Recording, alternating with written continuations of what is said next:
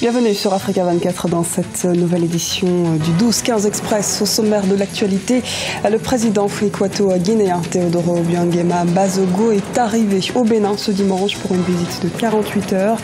Ce voyage permettra de renforcer la coopération entre les deux États au niveau politique mais aussi économique.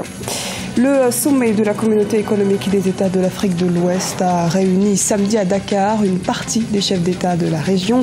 Ils ont exprimé leurs inquiétudes au sujet de différentes échéances électorales prévues en octobre. Les éliminatoires de la compétition de handball se poursuivent aux 11e Jeux africains de Brazzaville. 4 rencontres ont eu lieu ce dimanche 13 septembre du côté masculin.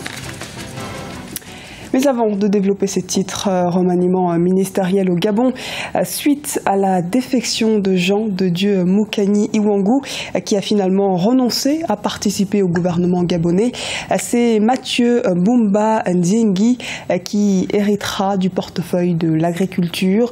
Le Premier ministre Daniel Ona-Ando a nommé Mathieu Boumba Ndiengi secrétaire exécutif de l'Union du peuple gabonais au sein de son gouvernement ce lundi. Il est donc désormais ministre d'État, ministre de l'Agriculture et de l'Entrepreneuriat agricole.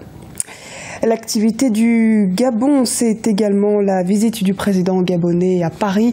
L'entretien avec son homologue français François Hollande sera centré sur les préparatifs de la future conférence de Paris, COP21, qui aura lieu dans la capitale française fin novembre, début décembre 2015, sur la problématique des changements climatiques, les relations bilatérales entre la France et le Gabon, la lutte contre le terrorisme, les conflits sociopolitiques sur le continent et les échanges commerciaux franco-gabonais seront également abordés. Et à un an de l'organisation de la présidentielle au Gabon, les questions de démocratie, de transparence électorale et de bonne gouvernance pourront aussi être au menu des échanges. Et puis sachez que vous pourrez suivre la visite du président gabonais Ali Bongo Ondimba à Paris sur notre antenne à partir de 13h45 GMT pour un direct avec Anne-Marie Dias-Borges et ses invités. Relations bilatérales, cette fois Bénin-Guinée équatoriale. Le président équato-guinéen Teodoro Obiang-Nguema Mbasogo est actuellement à Cotonou pour une visite de travail. La signature de divers accords liant les deux pays est au programme. On fait le point avec Ibra Khadindiaye, commenté par Paul de Singui.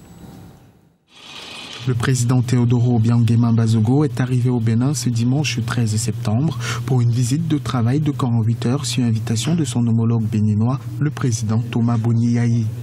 Point fort de ce séjour, l'inauguration officielle par les deux chefs d'État de la banque commerciale équato-guinéenne CCEI Bank Bénin. Une institution financière au capital de 10 milliards de francs CFA spécialisée dans l'octroi de crédits d'investissement. L'intérêt de cette visite, tel que le pouvoir en place l'a présenté, c'est déjà que depuis quelques années, il y a une sorte de rapprochement ou de bonne entente entre les deux chefs d'État. Laquelle bonne entente se traduit par la mise en place d'une banque agricole au Bénin qui devrait être fonctionnelle sous peu. Et je crois que la visite du président Obiang-Nguema rentre un peu dans ce cadre-là, les bons rapports entre les personnalités et la mise en place des infrastructures financées ou supportées d'une manière ou d'une autre par la République équato-guinéenne. Le voyage du président équato-guinéen s'inscrit dans le cadre du renforcement des relations d'amitié et de coopération entre le Bénin et la Guinée équatoriale. Une coopération qui ne cesse de se développer ces dernières années. Dans l'absolu, il est clair qu'il faut réfléchir au renforcement des relations entre les deux pays, lesquelles relations se sont faites assez dynamiques ces dernières années. Je dis ça comparé au régime précédent où il n'y avait manifestement pas un tel rapprochement entre le Bénin et la Guinée équatoriale. Or, au cours des dernières années, les années Yayi, il y a effectivement ce rapprochement, cette bonne entente affichée entre les deux chefs d'État et je crois que la visite de travail qu'entreprend au Bénin M. Teodoro Obiang-Nguema Mbasogo rentre précisément dans le cadre du renforcement de ces relations, de la définition de nouvelles perspectives pour que ces relations profitent au mieux aux deux pays et à leur population. Symbole du dynamisme de coopération sud-sud, de nombreux accords de partenariat entre le Bénin et la Guinée équatoriale devraient également être signés lors de cette visite qui prend fin ce lundi 14 septembre 2015. Côte d'Ivoire, Guinée ou encore Burkina Faso. Le mois d'octobre sera celui des échéances électorales pour ces pays ouest-africains. Réunis samedi 12 septembre au Sénégal, la communauté économique des États d'Afrique de l'Ouest a appelé à la bonne conduite de ces scrutins à venir. Les précisions à Dibra Khadindiaï, commentées par Paul de Singui. La CEDEAO en faveur d'élections paisibles et transparentes. Réunie en sommet extraordinaire ce samedi 12 septembre à Dakar au Sénégal, la communauté économique des États de l'Afrique de l'Ouest a invité les acteurs politiques à recourir autant que possible au consensus afin d'éviter les conflits. En effet, plusieurs élections sont attendues dans la sous-région, notamment en Guinée, au Burkina Faso le 11 octobre 2015 et en Côte d'Ivoire le 25 octobre 2015. Les décisions prises par la CEDEAO a priori paraissent bonnes, mais si on les situe dans le contexte de certains pays africains comme ouest-africains comme la Guinée-Bissau et le Burkina Faso, les décisions sont en deçà de ce qu'il aurait fallu prendre comme décision pour corriger la situation dans ces deux pays-là. Ils n'ont pas le droit, en griffe, excusez-moi, de faire juste des recommandations. Parce que ce sont des décisions qui appartiennent à la communauté CEDEAO. Du coup, leur responsabilité est de régler ces situations et non de faire des recommandations aux acteurs.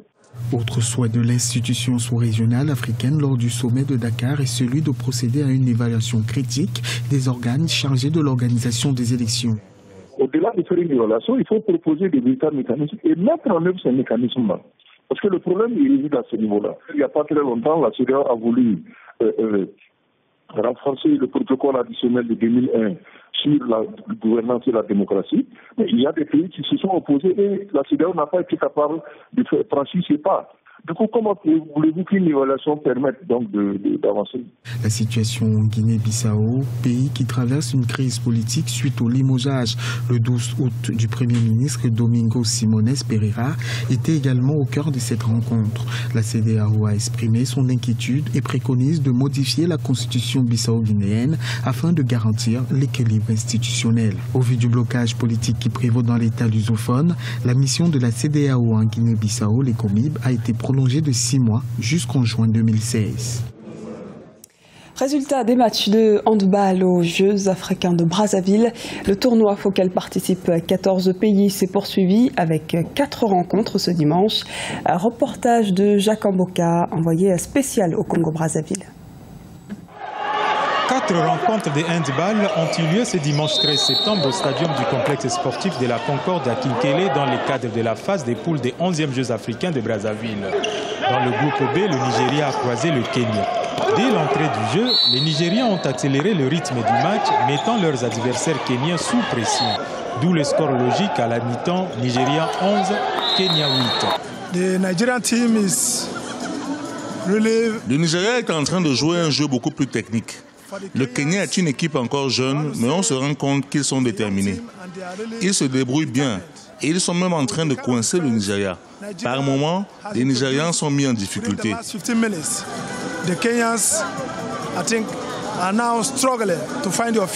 Après la première partie, le Kenya a essayé de revenir au score, mais face à une équipe nigériane beaucoup mieux organisée et confiante, le Kenya est passé bien à côté de l'objectif. À la fin du match, le score était de 27 contre 19 en faveur du Nigeria. Ça n'a pas été facile pour nous de gagner ce match. Cette rencontre nous a permis de découvrir nos faiblesses afin de bien se préparer pour le prochain match. Nous avons eu 8 semaines de préparation et le but est de ramener les médailles. Par sa victoire contre le Kenya, le Nigeria est donc qualifié pour les demi-finales. Ce dimanche 13 septembre, dans le groupe C, la RDC a fait un match nul avec le Gabon, 30 buts partout. 11 pays côté hommes et 10 côté dames participent à la compétition du handball aux 11e Jeux africains de Brazzaville. Et toute l'actualité de ces 11e Jeux africains est à suivre sur notre antenne grâce à la couverture exclusive de nos envoyés spéciaux dans la capitale congolaise. Retrouvez ainsi tous les jours le journal des Jeux à 16h15 GMT, mais aussi le club des Jeux à 20h GMT. C'était le journal de la rédaction. Merci de nous avoir suivis. Retrouvez dans un instant une nouvelle édition du 12-15 sur Africa 24.